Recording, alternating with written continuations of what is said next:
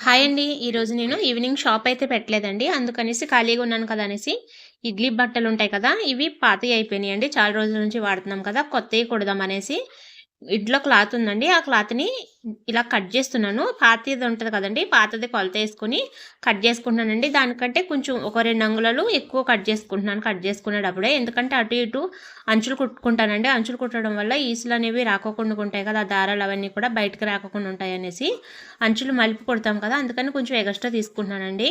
అంతే కాకుండా దీన్ని 1, 2 సార్లు ఉతికిన తర్వాత కొంచెం దగ్గరికి అయినట్టు అవుతది. మళ్ళీ చిన్నగా అయిపోతదండి. అందుకని దానికంటే కొంచెం పెద్ద సైజు కట్ చేసుకున్నాను. ఇంట్లో క్లాత్ కాబట్టి ఇది ఎక్కువ లేదండి. కొంచెమే ఉంది. 5, 6 అవుతాయి అనుకుంటున్నాను. 5, 6 ఏసిన తర్వాత ఇంకొకటి వేరే రకం క్లాత్ ఉందండి. అది కొంచెం పలుచగా ఉంటది.